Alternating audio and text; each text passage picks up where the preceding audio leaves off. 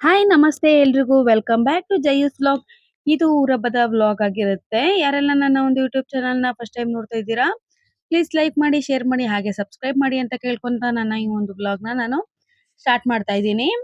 ಇವತ್ತು ಊರಬ್ಬ ಆಗಿರೋದ್ರಿಂದ ನಾನು ಬೆಳಗ್ಗೆಯಿಂದ ಸ್ವಲ್ಪ ಮನೆಯೆಲ್ಲ ಸ್ವಲ್ಪ ಕ್ಲೀನ್ ಮಾಡ್ಕೊಂಡು, ಹಾಗೆ ಸಂಜೆ ಮೇಲೆ ಆರತಿ ಬರೋ ಟೈಮಿಗೆ ಪೂಜೆ ಮಾಡ್ಕೊಳ್ಳೋಣ ಅಂತ ಹೇಳಿ ಪೂಜೆ ಮಾಡ್ತಿದ್ದೀನಿ. ಹಾಗೆ ಸಂಜೆಗೆ ಬೇಗ ಆಗೇ ಹೋಯ್ತು, ಟೈಮ್ ಹೋಗಿದ್ದೆ ಗೊತ್ತಾಗಿಲ್ಲ. ನಾನು ಹಾಗಾಗಿ ಸ್ವಲ್ಪ ಇಲ್ಲಿ ಬೇಗ ಬೇಗ ಪೂಜೆ ಮಾಡ್ಕೊಳ್ಳೋಣ, ಆರತಿ ಬಂದ್ಬಿಡುತ್ತೆ ಅಂತ ಹೇಳಿ ಬೇಗ ಬೇಗ ಪೂಜೆ ಮಾಡ್ಕೊಳ್ತಿದ್ದೆ. ಹಾಗಾಗಿ ಮತ್ತೆ ನನ್ನ ಮಗಳು ಸಹ ನನ್ನ ಜೊತೆ ಹೆಲ್ಪ್ ಮಾಡ್ತಿದ್ಲು. ಅಮ್ಮ ನಾನು ನಿನ್ ಜೊತೆ ಪೂಜೆ ಮಾಡಕ್ ಹೆಲ್ಪ್ ಮಾಡ್ತೀನಿ ಅಂತ. ನಾನು ಅವಳಿಗೆ ಹೋಗಿ ರೆಡಿ ಆಗುತ್ತೀನಿ ಅಂತ ಹೇಳಿದ್ರು, ಅವಳು ಕೇಳ್ತಿರ್ಲಿಲ್ಲ. ಯಾವಾಗ್ಲೂ ನೀವು ನೋಡಿರ್ಬೋದು ಹಳೆ ವಿಡಿಯೋಗಳಲ್ಲಿ, ಅವಳು ಯಾವಾಗ್ಲೂ ನಾನು ಪೂಜೆ ಮಾಡೋ ಟೈಮಲ್ಲಿ ನಾನು ಹಿಂದೆ ಮುಂದೆನೆ ಓಡಾಡ್ತಿರ್ತಾಳೆ.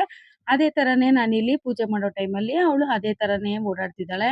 ಹಾಗೆ ಇಲ್ಲಿ ನಾನು ಪೂಜೆ ಮಾಡ್ಬೇಕಂದ್ರೆ ನನ್ನ ಅಮ್ಮ ನಾನು ಗಂಟೆ ಬಾರಿಸ್ತೀನಿ ಅಂತ ಗಂಟೆ ಬಾರಿಸ್ಕೊಂಡು ನಿಂತಿದ್ಲು. ನನ್ನ ಕೈಗೂ ಒಂದ್ ಸರಿನೂ ಕೊಡ್ತಿಲ್ಲ.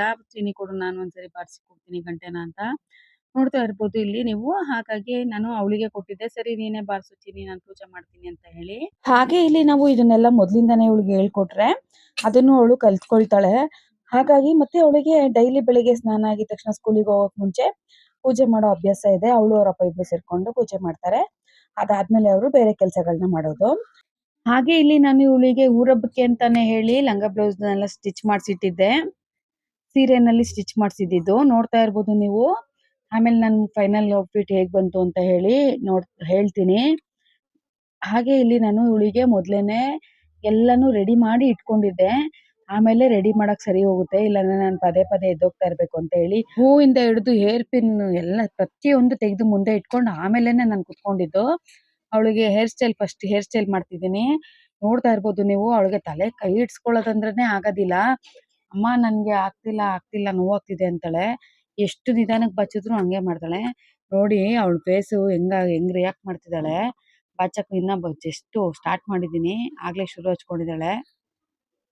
ಹಾಯ್ ಎಲ್ಲರಿಗೂ, ವೆಲ್ಕಮ್ ಟು ಜಯೂಸ್ ವ್ಲಾಗ್. ಇದು ಊರಬ್ಬ ವ್ಲಾಗ್ ಆಗಿರುತ್ತೆ. ಇದು ಸಂಡೆಯಿಂದ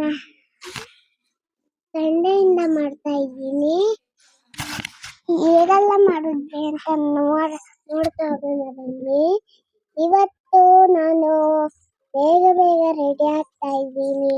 ನಮ್ಮ ಅಮ್ಮ ನೋಡಿ ಎಲ್ಲ ತಲೆ ಬಾಚ್ತಾ ಇದ್ದಾರೆ. ಯಾರನ್ನ ನನ್ನ ಯೂಟ್ಯೂಬ್ ಚಾನಲ್ ಫಸ್ಟ್ ಟೈಮ್ ನೋಡ್ತಾ ಇದ್ದೀರಾ, ಪ್ಲೀಸ್ ಲೈಕ್ ಮಾಡಿ, ಶೇರ್ ಮಾಡಿ, ಸಬ್ಸ್ಕ್ರೈಬ್ ಮಾಡಿ ಅಂತ ಕೇಳ್ಕೊಂತ ನಿಮ್ಮೆಲ್ಲ ಅನಿಸಿಕೆಗಳನ್ನ ಕಮೆಂಟ್ ಕಳಿಸಿ. ಇದು ನನ್ನ ಒಳಗುನ ಸ್ಟಾರ್ಟ್ ಮಾಡ್ತಾ ಇದ್ದೀನಿ. ಇದು ನನ್ನ ಫಸ್ಟ್ ವ್ಲಾಗ್ ಆಗಿದೆ. ಹಾಗೆ ಇಲ್ಲಿ ಅವಳು ನಾನು ಮಾತಾಡ್ತೀನಿ ಅಂತ ಹೇಳಿ ಮಾತಾಡ್ತಿದ್ಲು. ಹಾಗಾಗಿ ಸರಿ ನೀನೇ ಮಾತಾಡು ಅಂತ ಹೇಳಿ ಮಾತಾಡ್ಸಿದ್ದೀನಿ. ಯಾಕಂದ್ರೆ ಇಲ್ಲಿ ಅವಳು ರೆಡಿ ಆಗ್ತಿರ್ಲಿಲ್ಲ ಆ ಟೈಮಲ್ಲಿ. ಹಾಗಾಗಿ ಅದು ಅವಳಿಗೆ ಬಿಟ್ಟಿದ್ದೀನಿ ನಾನು. ನೋಡಿ ಫೈನಲ್ ಆಗಿ ಈ ತರ ಇದೆ ಅವಳ ಲುಕ್ಕು. ಅವಳು ಇಲ್ಲಿ ಫೋಟೋನು ಸರಿಯಾಗಿ ತೆಗೆಸ್ಕೊತಾ ಇರ್ಲಿಲ್ಲ, ವಿಡಿಯೋನು ಸರಿಯಾಗಿ ತೆಗೆಸ್ಕೊತಿರ್ಲಿಲ್ಲ.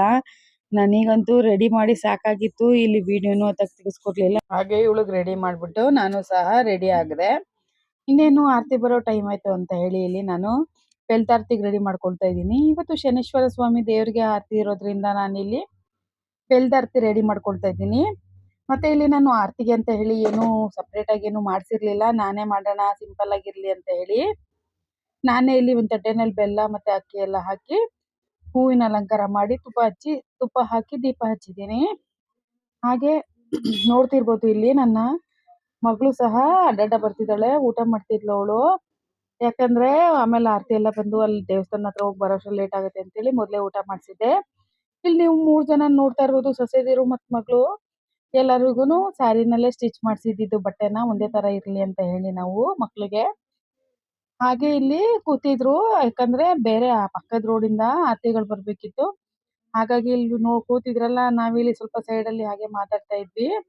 ಮತ್ತೆ ಹಾಗೆ ಸ್ವಲ್ಪ ಮನೆ ಹತ್ರ ಹೋಗಿ ಬರೋಣ ಅಂತ ಹೇಳಿ ಹೋಗ್ತಿದ್ದೆ.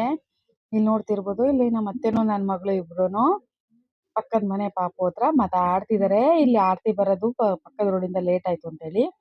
ಮತ್ತೆ ನನ್ನ ಸೊಸೆನು ಮತ್ತೆ ನನ್ನ ಮಗಳು ಇಬ್ರು ನಿಂತು ಫೋಟೋ ತೆಗೆಸ್ಕೊಂಡು ಆಮೇಲೆ ದೇವಸ್ಥಾನದಲ್ಲಿ ಆರತಿ ಎಲ್ಲ ಬಂದ್ಮೇಲೆ ದೇವಸ್ಥಾನದೊಳಗೆ ಹೋದ್ವಿ.